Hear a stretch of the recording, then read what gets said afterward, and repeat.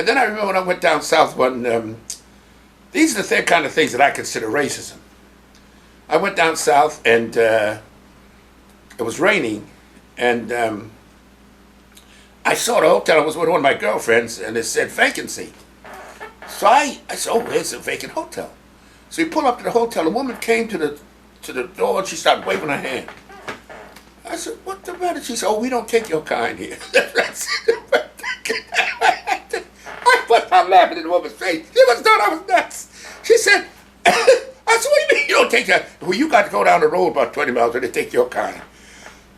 And so my girlfriend then, I forgot her name, Lillian, she said, well, that's the way it's down here. I said, I can't believe this. I said, she said, that's the way it is. So I went, but those things never crushed me.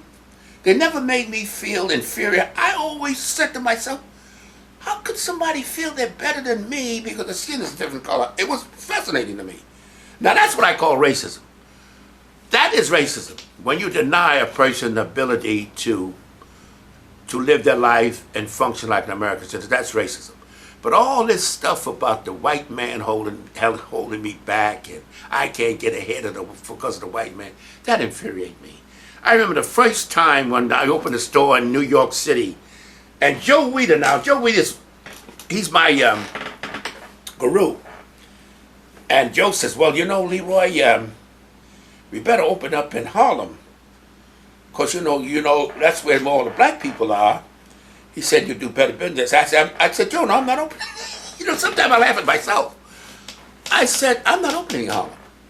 He said, well, you know what, where you going to open? I said, I'm going to open up on Broadway. Joe said, Leroy, because now Joe was putting up most of the money, and I had a lot of nerve to say that because he's putting the money. I mean, I should have been happy to just go on and take him back, open up where he wanted me to open. I said, Joe, black people will go downtown, but white people not coming uptown. So I'm going to open up downtown.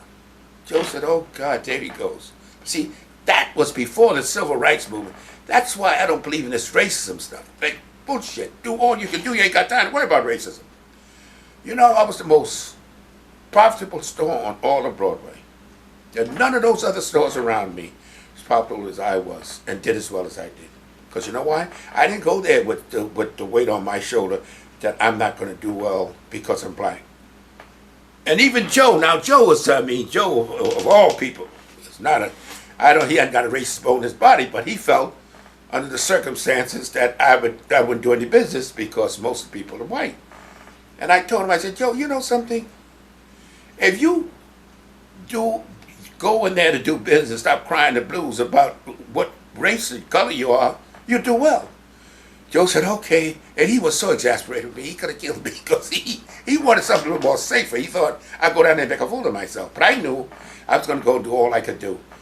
And I mean, I got a whole roster of movie people that would come into the store, Faye Dunaway was one of our big customers. Zachary Scott, he's an old actor, he's dead. Julie Christie's a coming to the store. Before he became anybody, Charlie Sheen's father is coming to the store all the time. So I mean, the point was, I don't go with this baggage, this business of racism. I hate the word. It bothers me so much. And you shouldn't waste time thinking about racism. And if you were doing all you could do, you ain't got time to think about it. And that's one of the things when I talk about racism. It's, of course, you have to try a little harder. But you know what? If they tell me you got to dig a 10-foot ditch, another guy got to dig a 5-foot ditch, I'll dig the 10-foot ditch if that's what I got to do to get ahead. I'm not worried about if you got to dig a hole 10 feet deep and I'm black, and the white guy only got to do 5 feet, I'll do the 10 feet. I ain't got time to be worried about how little he got to do. Because if I'm doing what I got to do, I've got time to worry about what he's got to do. And that's the thing that gets me. The word racism is used too loosely for people that want to make excuse for failure.